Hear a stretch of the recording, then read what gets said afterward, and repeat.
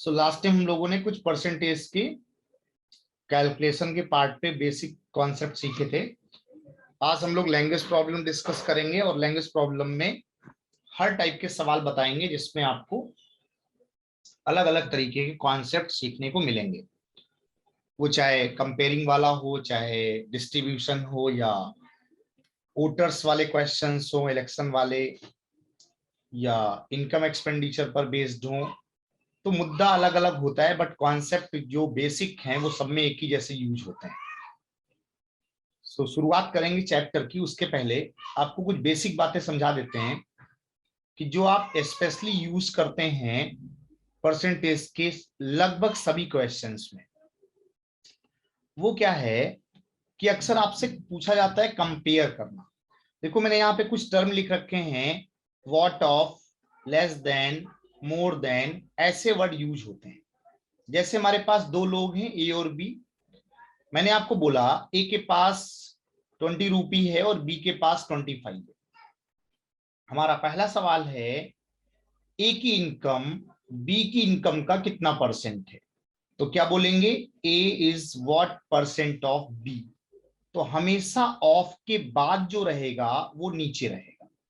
इसका मतलब आप बोलेंगे ए की वैल्यू 20, बी की 25 इंटू 100 मीन्स 25 4 जा 24 जा 80%। तो सवाल क्या है, ए की इनकम बी की इनकम का कितना परसेंट है। Means income of A is what percent of income of B, then answer is 80%। ये पहला पॉइंट है। क्या सभी को क्लियर हुआ?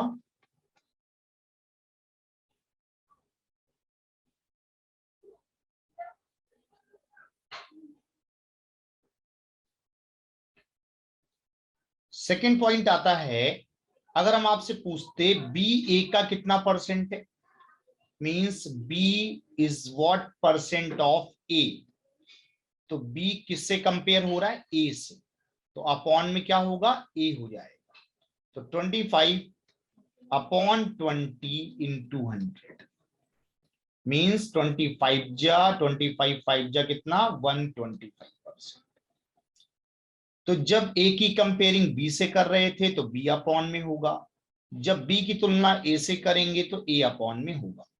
ये दोनों बातें क्लियर हैं सभी को?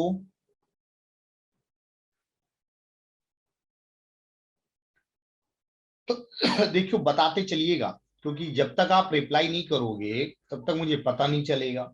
और ये सारे बेसिक टर्म हैं जो आपको हर सवाल में देखने को मिलेंगे। अब जो तीसरी बात है वो क्या है, पूछा जाता है ए की इनकम बी की इनकम से कितने percent less than, what percent less, किससे, बी से। कहने का मतलब क्या, ए की इनकम बी की इनकम से कितना कम है। तो आप बोलेंगे सर 5 कम है। बट जब परसेंटेज निकालते हैं तो कंपेयर करते हैं, किससे कंपेयर हो रहा है, ए बी से कंपेयर कर रहा है। तो बेस क्या होगा, 25 होगा। इसका मतलब ए बी से कितना कम है, 5 कम है। किससे कम है, 25 से कम है। तो ये क्या है, 5/25 1/5 100/5 क्या हो जाएगा, 20%। तीसरा पॉइंट भी क्लियर हुआ सभी का?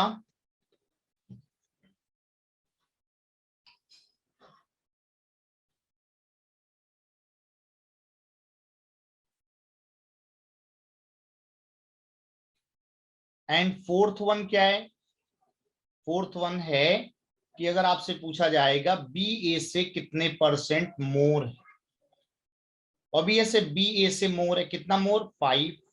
बट जब परसेंटेज में बताएंगे तो अपॉन में क्या बोलेंगे, 20 बोलेंगे। तो हमेशा ध्यान रखें देन के बाद वाला नीचे रहता है। ए बी के रिस्पेक्ट में कम है, कितना कम है, 5 लेस है, अपॉन में 25। लेकिन अब की बार हम कह रहे हैं कि बताओ भाई बी ए से कितने प्रतिशत मोर है। तो बी ए से कितना मोर, 1/4, 5 ज्यादा है बी किससे, ए से। तो ए कहां रहेगा, नीचे। 1/4 क्या होता है, 25%। प्रियंका क्लियर हुआ थर्ड वाला? अगर थर्ड वाला क्लियर होगा तभी फोर्थ क्लियर होगा।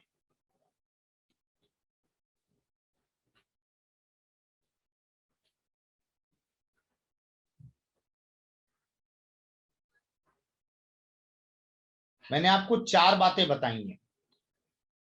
पहला बताया ए बी का कितना परसेंट है, फिर बताया बी ए का कितना परसेंट है, फिर बताया ए बी से कितने प्रतिशत कम है, फिर बताया बी ए से कितने प्रतिशत ज्यादा है। ये चार बातें हैं जो आपको कहीं ना कहीं मिलेंगी। पहले आप इनको समझिए, उसके बाद हम आगे बढ़ेंगे। ये सभी को क्लियर हुआ कि नहीं? इसमें कोई डाउट है किसी को तो अभी पूछ लो।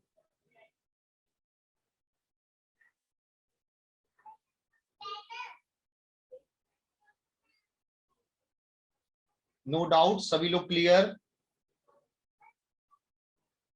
जब हम सभी को बोलते हैं तो आपको स्टार्टिंग से पूछना है। 1 2 में क्या है? 1 का मतलब है A is what percent of B. जैसे मैंने बोल दिया कि पहली संख्या दूसरी संख्या का कितना प्रतिशत है, इसका मतलब क्या? फर्स्ट सेकंड का कितना परसेंट, तो नीचे कौन रहेगा? सेकंड। अगर पूछा होता सेकंड फर्स्ट का कितना परसेंट है, तो फर्स्ट अपॉन में आ जाएगा। पारुल, चौथा मैंने बोला कि ए बी से, सॉरी, बी ए से कितने परसेंट मोर है। अगर बी के पास 25 रुपए, ए के पास 20 रुपी, तो कितना मोर है? 5। बट मोर किससे? 20 से। तो अपॉन में क्या रहेगा? 20 × 100, और ये हो जाएगा 25%। बोलो क्लियर? दीपांकर, समझ आ गया सारा?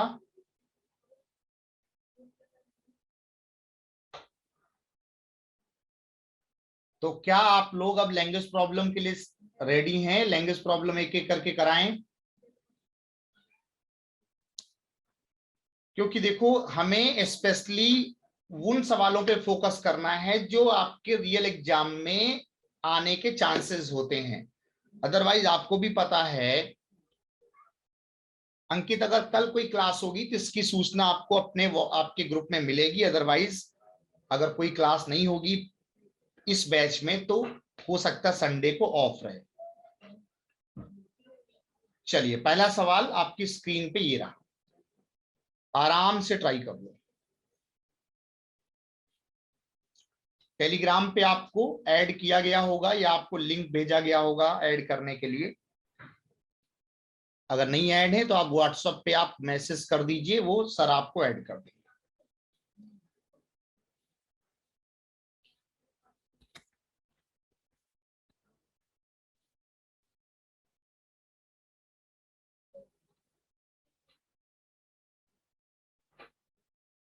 बिल्कुल बेसिक सवाल है, सारे लोग ट्राई करना।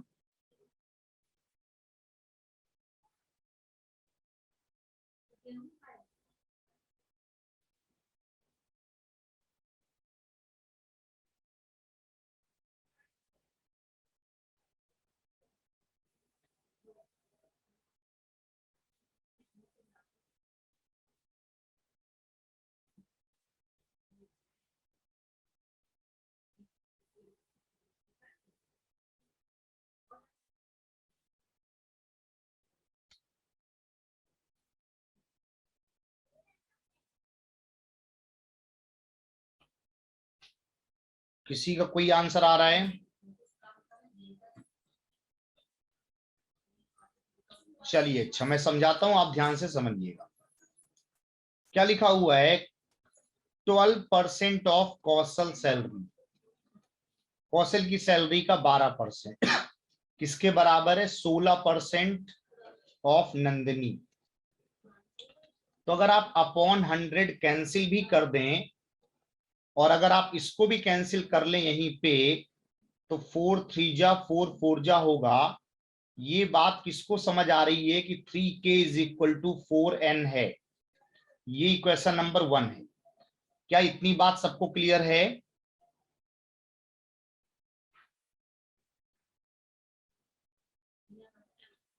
अब जो अगला पॉइंट है वो ये कह रहे हैं सुरेश का मासिक वेतन नंदिनी के मासिक वेतन का आधा है। मींस जो सुरेश का मासिक वेतन है वो नंदिनी के मासिक वेतन का आधा है। ये क्वेश्चन नंबर बी है, सेकंड है। फिर कह रहे हैं सुरेश का वार्षिक वेतन इतना है। अब जरा ये बताइए, बातें यहां मंथली हो रही हैं और गिवन क्या है, वार्षिक, एनुअल।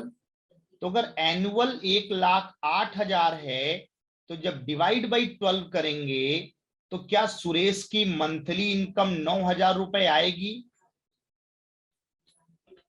12 का 9 गुना 108 होता है तो 1.08 है ये, वो भी लाख में है। तो 1,08,000 अगर पॉइंट हटा दें तो 12 9 जा 9,000 आएगा। यहां तक क्लियर है? अब अगर ये 9,000 है, कौन, सुरेश, तो अगर सुरेश 9,000 है तो ये 1/2n, इसका मतलब 2 इधर गुणा होगा तो नंदिनी का 18,000 हो जाएगा कि नहीं? अब अगर नंदिनी 18,000 है तो 3k is equal to 4n, और n की वैल्यू आपने निकाली है 18,000। 3 6 जा 6 4 जा क्या 24,000 आ रहा है सभी का?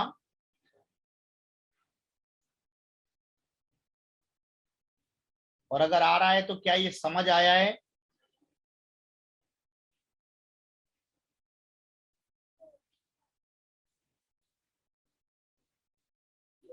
कोई ऐसा जिसको ना समझ आया हो?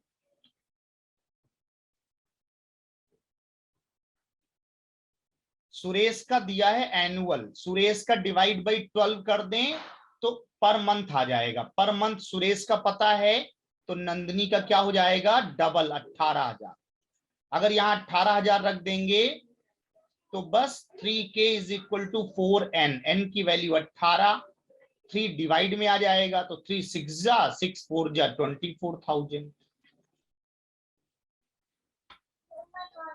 पारुल, जो स्टेप नहीं समझ आ रहा है वो बताना। पहली कंडीशन क्या है? पहली कंडीशन है 12% of k is equal to 16% of n। Upon 100 वाली बात तो कैंसिल हो जाएगी। 4 3 जा 4 4 जा, तो आपको मैंने क्या बताया कि 3 times of Kaushal is same as the 4 time of the Nandini. एक बात तो ये पता है। दूसरा आपको पता है सुरेश हाफ है, किसका हाफ है, नंदिनी का। उसके बाद आपको सुरेश की वैल्यू पता है 9,000। अगर सुरेश 9,000 है तो जब हाफ 9,000 है तो फुल क्या होगा, 18,000। इसका मतलब 2 से इधर मल्टीप्लाई हो जाएगा तो नंदिनी 18,000। अगर नंदिनी की वैल्यू 18,000 रख देंगे तो जब के निकालेंगे तो ये डिवाइड बाई 3 हो जाएगा कि नहीं? तो वही मैंने किया है, 4 into 18,000 divide by 3। Divide by 3 करेंगे तो 3 18, 6 चौको 24। ऑप्शन नंबर डी आंसर हो जाएगा। पारुल आ गया, दीपांकर क्लियर हो गया।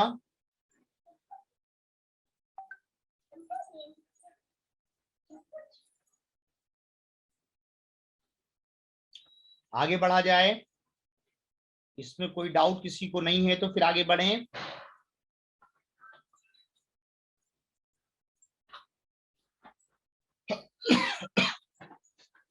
चलिए अगला सवाल देखते हैं, ध्यान देना।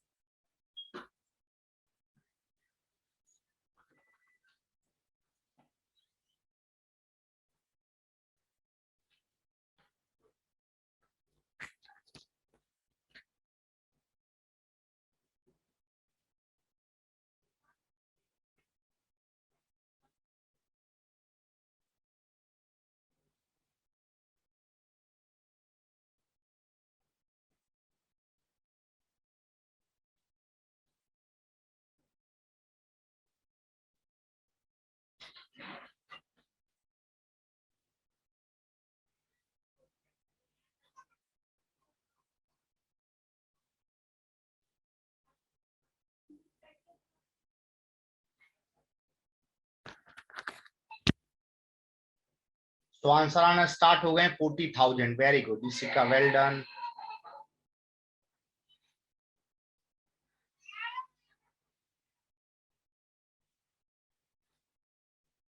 हमेशा ध्यान दो, कोई भी पर्सन जो उसकी स्टैंडर्ड इनकम है उसको क्या मानते हैं, 100% या 100 मान लेते हैं। 100 रुपए कोई व्यक्ति कमाता है, उसमें से 15% उसने LIC में निवेश कर दिया, मतलब अभी उसके पास कितना बचा, 85। अब कहा गया इनमें से, मतलब इस 85 में से 10%, अच्छा 85 इसने दे दिया मदर को, माता जी को, और माता जी ने इसमें से 10% घरेलू खर्चों में लगा दिया, मतलब 85 का 10% 8.5 होगा कि नहीं। ये बात किसको समझ आ रही है, जल्दी से बताओ।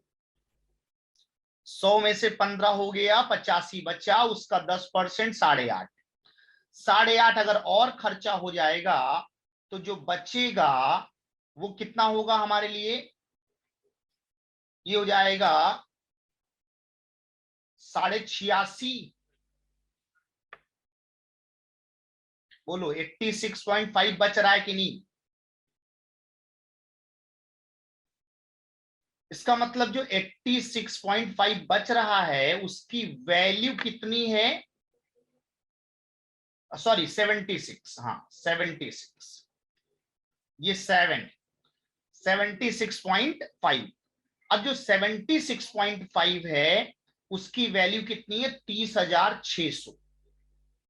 हमें बताना है उस व्यक्ति का मासिक इनकम, मतलब 100 की वैल्यू बतानी है।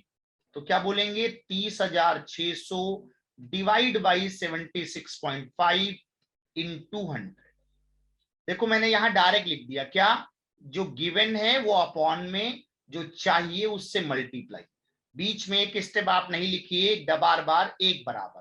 पहले बचपन में क्या करते थे, 7 बराबर 35, तो एक बराबर निकालने के लिए 35/7 करते थे। हम बार बार ये लाइन नहीं लिख रहे हैं, डायरेक्टली अपॉन में लिखिए, मल्टीप्लाई में जो चाहिए वो लिखिए। इसी को सॉल्व करना है, पॉइंट हटाइए, जीरो बढ़ाइए, सीधा सीधा ये 4 बार जाएगा कि नहीं। इसका मतलब 40,000 हमारा राइट आंसर है। अब बताइए किसको कौन सी लाइन नहीं समझ आई, जल्दी से पूछ लो कि सर ये वाला स्टेप मुझे बताइए। या सारे लोग क्लियर हैं, तो सभी लोग कंफर्म करें, आगे बढ़े।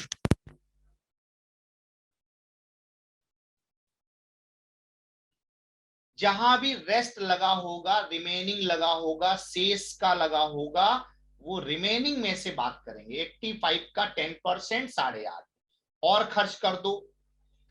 पारुल ध्यान दो, मैंने बोला 85 का 10%, उसने लिखा हुआ शेष का 10%। इसका मतलब 85 का 10% 8.5 होगा। कल बताया था, याद करो, परसेंटेज पढ़ाया था तो 85 का 10% क्या होता है, 8.5। 1/10 होता है 1/10 का मतलब 8.5।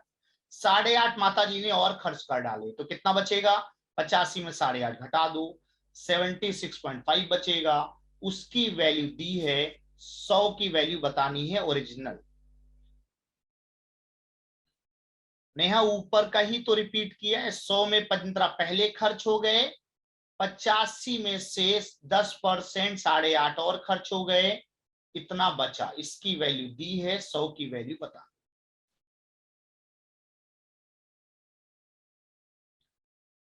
क्लियर हुआ।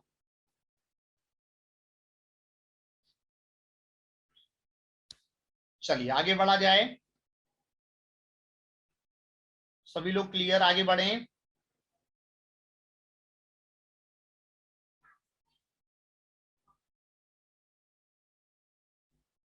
नेक्स्ट, ध्यान देना, सीरियस केस है। और मैं आपको बता दूं, मैं स्पेशली वो क्वेश्चन ही करा रहा हूं जो PO स्टैंडर्ड में पूछे जाते हैं।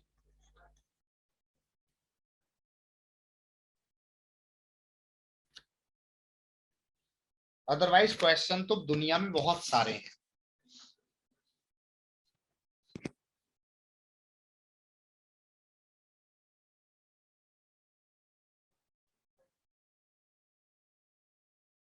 दीपांकर बात तो सही है, लेकिन फिर भी मैथ्स में थोड़ा बहुत पेन चलाना पड़ता है, तो कोशिश करो कि एक जगह कहीं रुक जाओ, ऐसे रास्ते में तो काम नहीं होने वाला।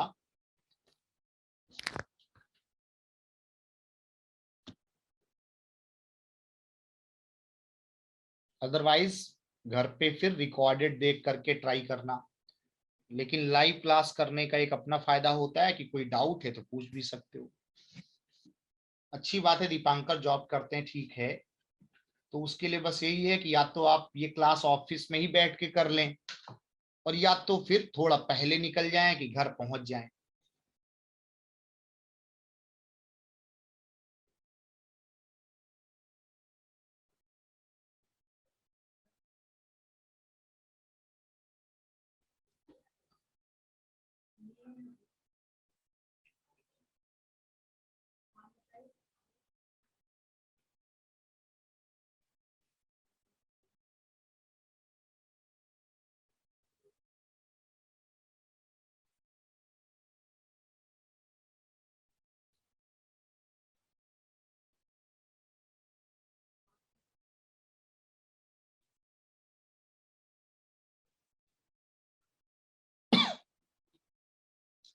किसी ने ट्राई किया?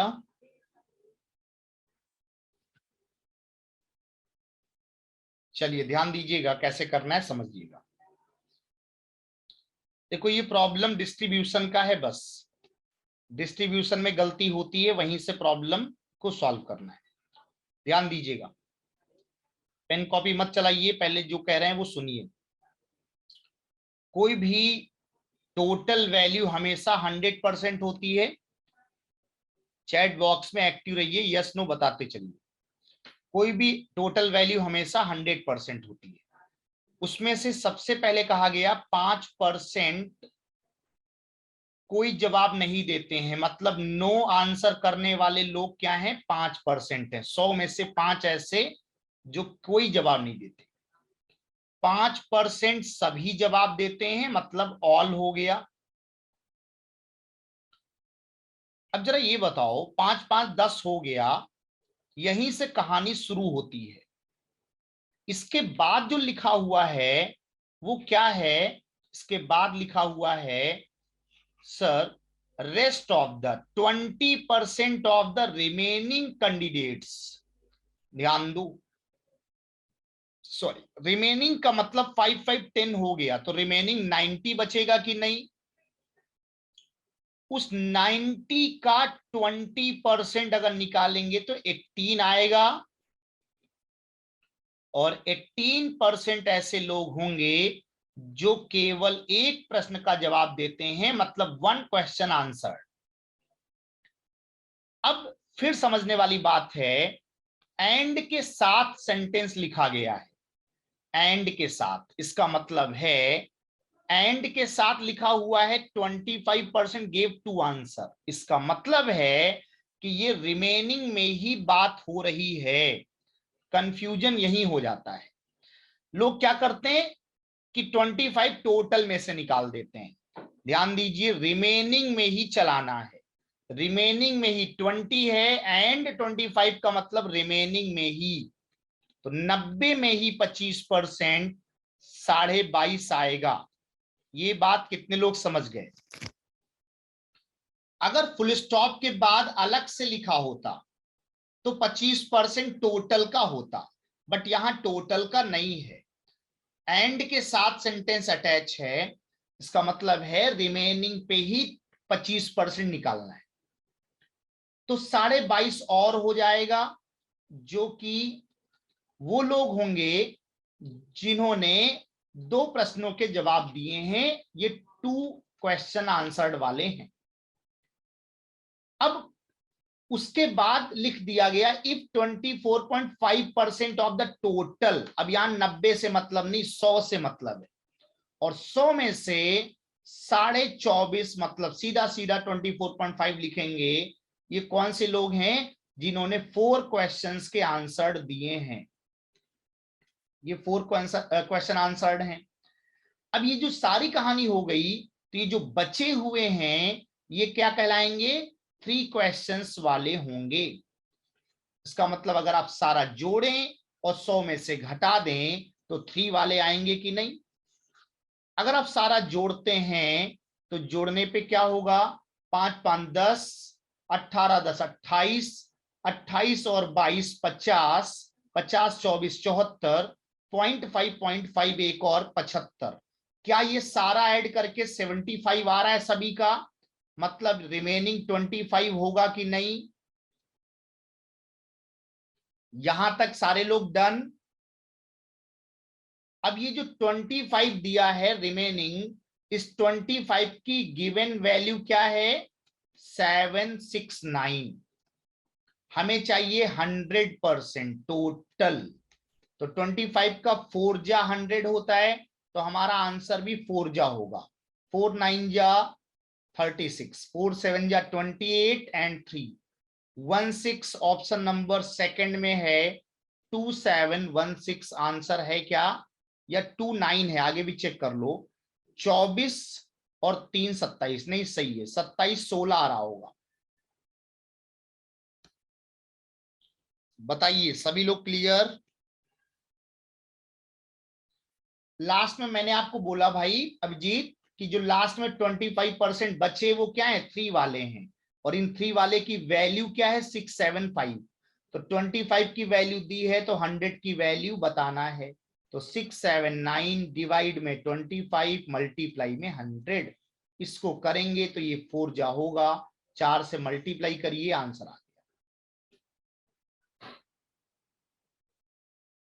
सोभिक जो स्टेप नहीं समझ आया हो वो पूछो, रिपीट तो हम 5 बार कर देंगे, लेकिन केवल रिपीट करने से तुम्हारा डाउट क्लियर नहीं होगा।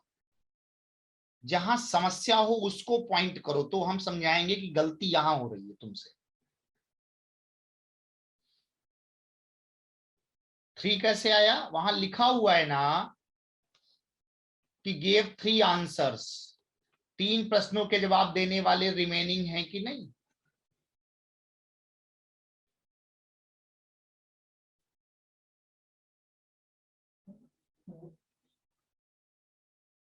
और कोई स्टेप जो ना समझ आया हो। मधुलिका देखो, जो 25% की वैल्यू दी होती है तो 1% कैसे निकालते हो, अभी इसके पहले भी यही बात बताई थी कि अगर 25% आपको मैंने कहा कि 679 है तो 100% निकालने का तरीका क्या है, पहले डिवाइड में 25 लिखते हैं तो 1% आता है, इनटू 100 करते हैं तो टोटल आ जाएगा।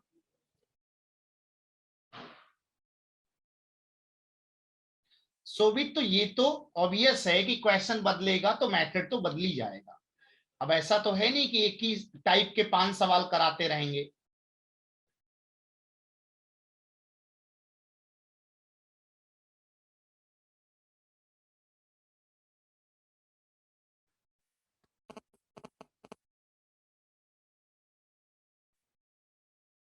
क्योंकि सारे टाइप कवर करने हैं ना। और कोई सवाल है किसी के मन में, कोई डाउट।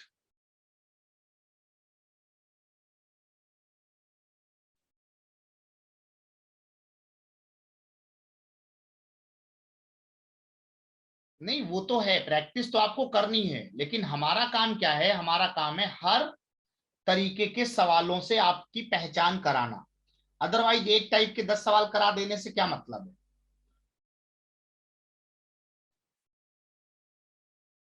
तो यहाँ पे जो नया टर्म मिला वो क्या मिला, रेस्ट ऑफ द रिमेनिंग।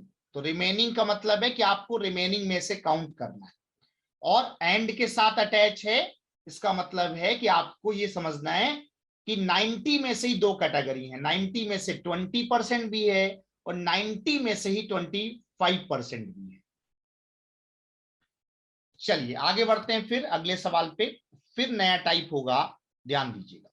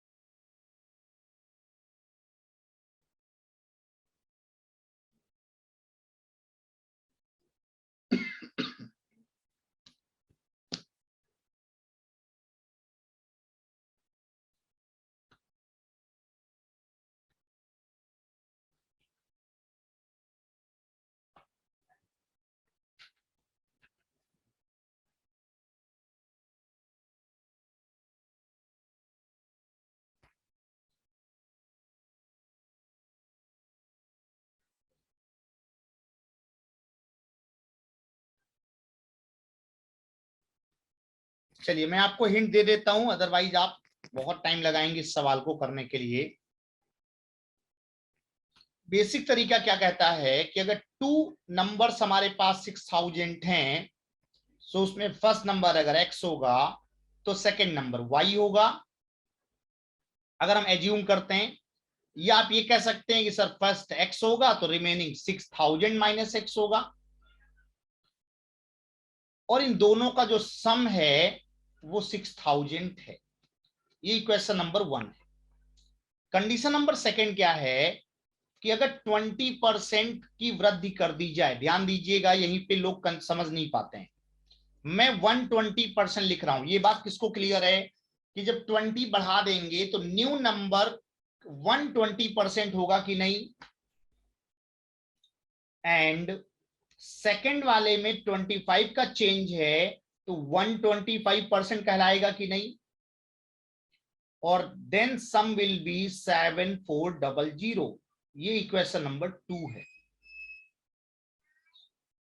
आसना, क्योंकि मैंने बोला 20% इंक्रीज्ड, कोई भी नंबर अपने आप में क्या होता है 100%, 20% increase, this means this is 120% of the original.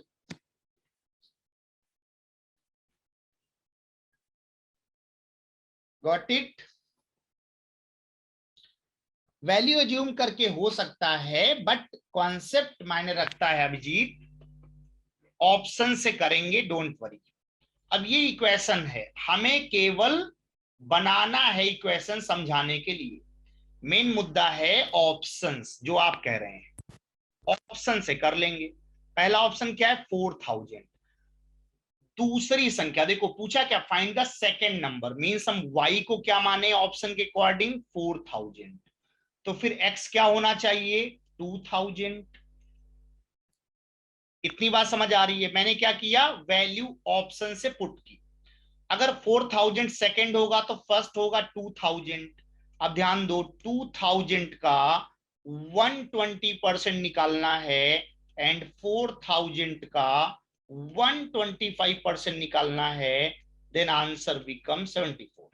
तो ये क्या होता है, 12 का डबल 2400 आ रहा है ना, और ये क्या है डबल जीरो कैंसिल, 4 का 125 से गुना करेंगे तो 500, मतलब ये 5000 आ जाएगा। ऐड करके 7400 आ रहा है, देखो इसका मतलब ऑप्शन नंबर ए ओके है, जो कि सेटिस्फाई कर रहा है इस इक्वेशंस को।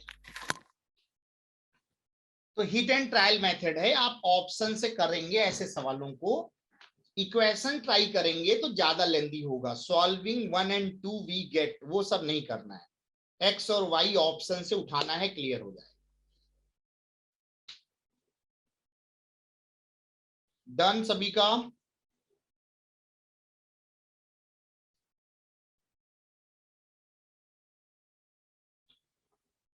दिव्यांश, जब टोटल 6000 है और जब y को 4000 मान लिया तो x 2000 नहीं बचेगा क्या।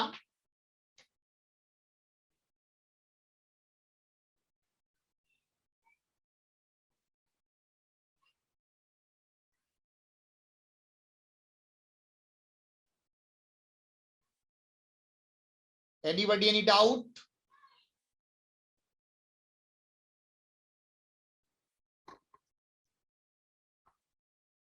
ये ऑप्शन से किया है मैंने कहा x और y में कोई एक बताना है, वैल्यू ऑप्शन से उठा लो।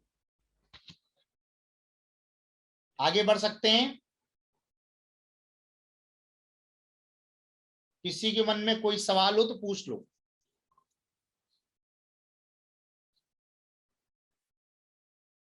चलिए फिर आगे बढ़ते हैं, अगर सारा क्लियर है तो। यहां तक सारा क्लियर है सभी का नाम।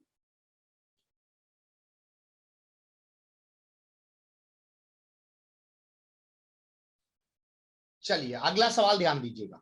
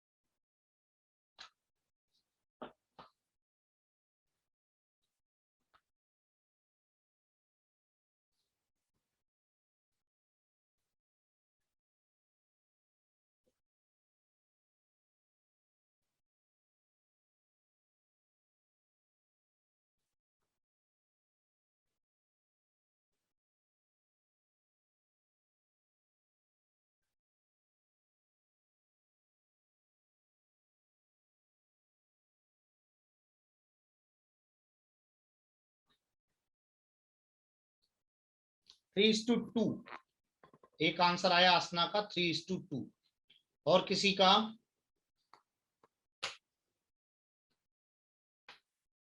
Three is to one. कुछ लोग कह रहे हैं सर 3:1 आएगा। चलिए ध्यान दीजिएगा, 68% क्या है? लिटरेट है, मींस 32 इलिटरेट होंगे। इतनी बात सभी को क्लियर है? आउट ऑफ 100 अगर टोटल मानते हैं तो 68 अगर लिटरेट हैं तो 32 क्या होंगे? इलिटरेट होंगे, जो साक्षर नहीं होंगे।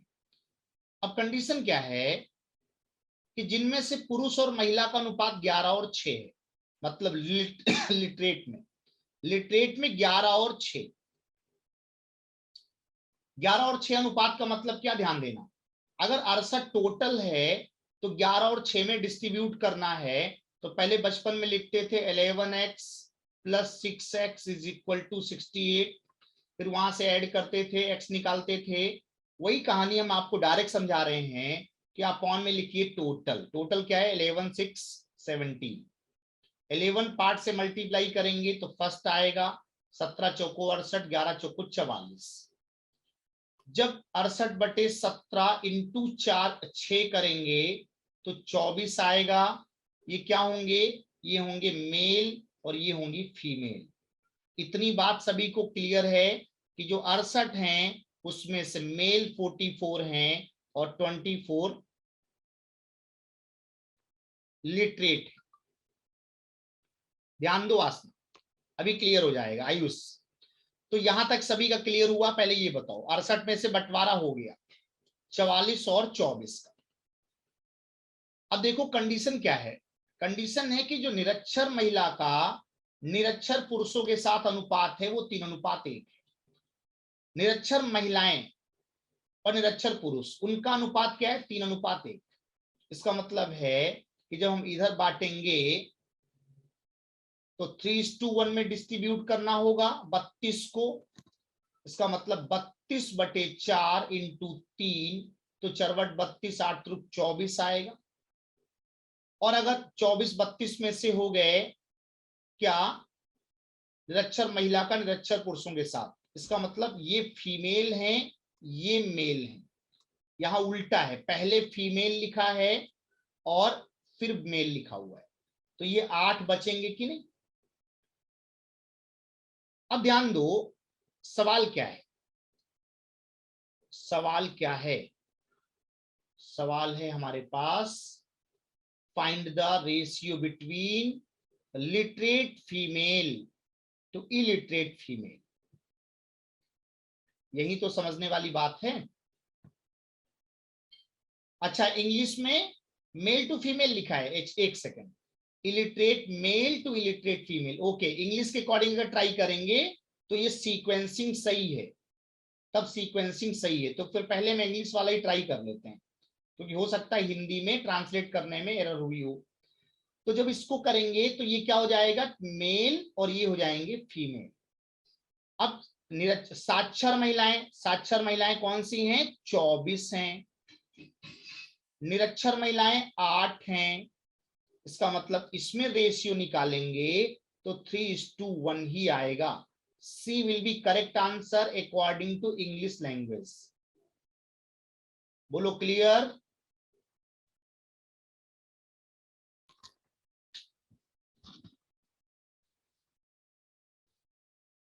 दीपिका लास्ट स्टेप देखो, लास्ट में मैंने बोला कि यहां 24 और यहां 8, 24:8, 3:1। लिटरेट के भी फीमेल लेने हैं, इलिटरेट के भी फीमेल लेने हैं। डन? बात समझ आ गई सभी को?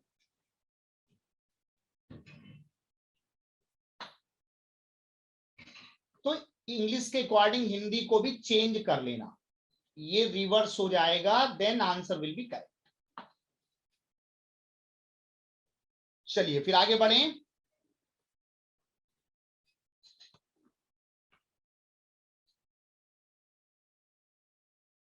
नेक्स्ट ट्राई करिएगा।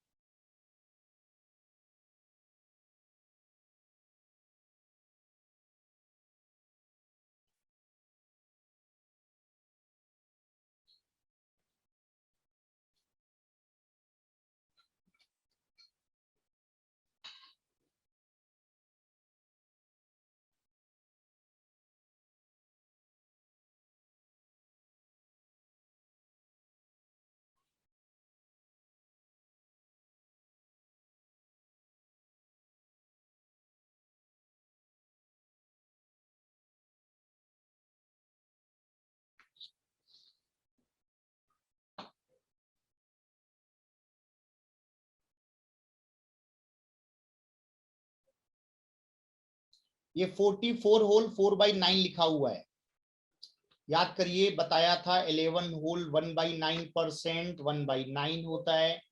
तो जब 44 4/9% की बात करेंगे तो 4/9 होगा।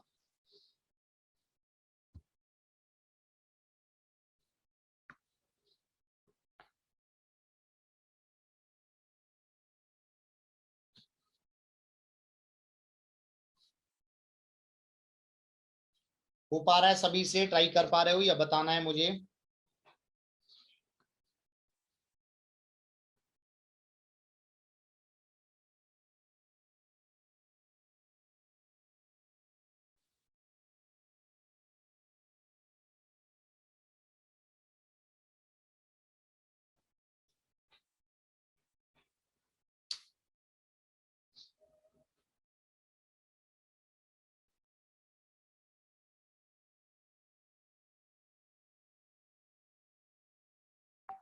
चलिए ध्यान दीजिए। अच्छा, पहली बात तो यहाँ पे फ्रैक्शन वैल्यू का कमाल है, सिंपली 10 20 30 40 नहीं है। तो पहले तो आप मुझे ये कंफर्म कर दीजिए, क्या 44 4/9% 4/9 होता है? ये सभी को पता है।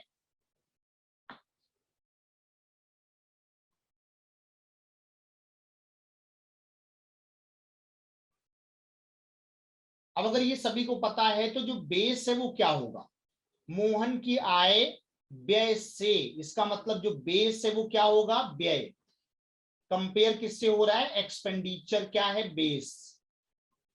इसका मतलब है अगर एक्सपेंडिचर 9 होगा तो जो आय होगी वो 4 ज्यादा होगी, इसका मतलब 13 होगी। क्या ये स्टेप सभी को क्लियर है? जल्दी से पहले ये कंफर्म करें कि अगर एक्सपेंडिचर को 9 मानेंगे तो इनकम 13 होगी। क्यों? 4/9 ज्यादा होना मतलब 9 में से 4 प्लस किया गया। इसका मतलब जो सेविंग है वो 4 होगी कि नहीं? क्योंकि इनकम माइनस एक्सपेंडिचर ही सेविंग होता है। यहां तक क्लियर?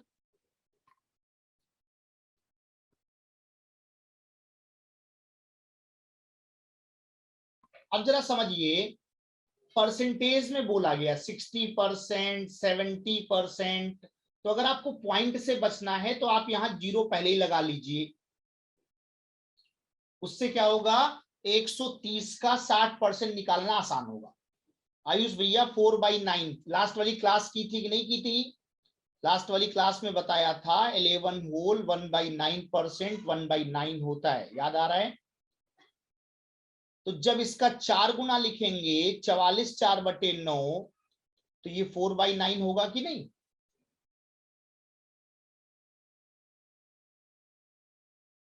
बात समझ आ गई?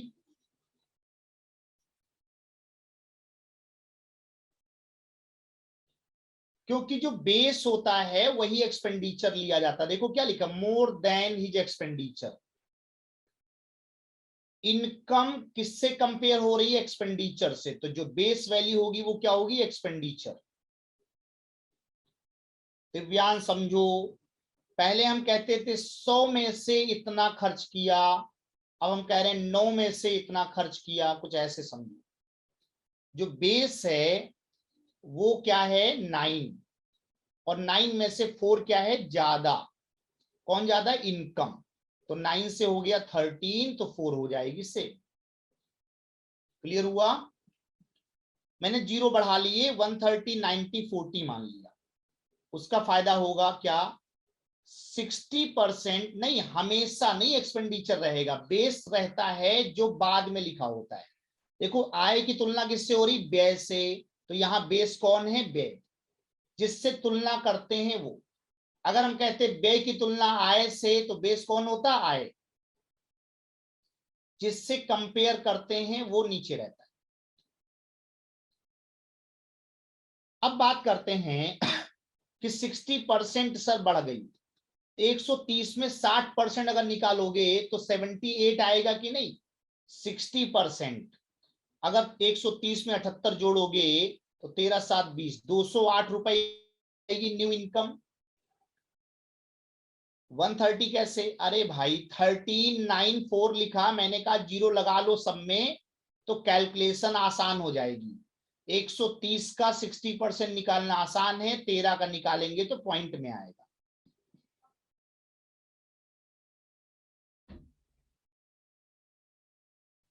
बात समझ आ रही है? तो 90 का 70% अगर बढ़ाएंगे तो 90 का 70% क्या होगा? 63। इसका मतलब 9 6 15। आपकी जो एक्सपेंडिचर है 153, पहले इनकम 208, अब खर्चा 153, तो बचत कितनी होगी? माइनस करके बताओ। 8 में 3 गया 5, 15 5 20, 55 की बचत है कि नहीं? पहले बचत 40 की थी, कितने का चेंज आया? 15 का। ये जो 15 का चेंज है इसकी वैल्यू क्या है? 24,000 लिखा हुआ है ना। बचत बढ़ जाती है तो 24,000 बढ़ गई। किससे बढ़ गई? 15 से। तो 15 की वैल्यू दिस, तो 1 की वैल्यू निकालते हैं तो क्या करते हैं? 24,000 डिवाइड बाई 15। अब हमारा सवाल क्या है? इनिशियल एक्सपेंडिचर एंड सेविंग में डिफरेंस देखो। 90 और 40 एक्सपेंडिचर और सेविंग डिफरेंस कितने का? 40 50 90। क्या 50 का डिफरेंस आ रहा है? जल्दी से बोलो। 90 40 डिफरेंस 50 का होगा कि नहीं? इसका मतलब 50 की वैल्यू चाहिए तो 50 से कर देंगे मल्टीप्लाई। ठीक है, तो ये हो जाएगा हमारे लिए 3 5 जा 3 8 जा 5 10 जा 80,000 will be answer.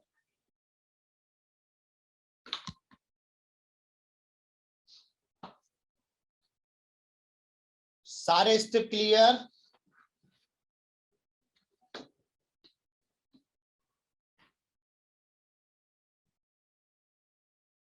Anybody any doubt?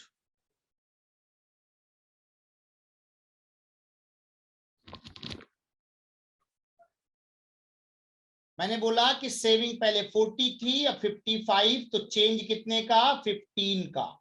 15 का जो चेंज है वो 24,000 है, वैल्यू में लिखा ना।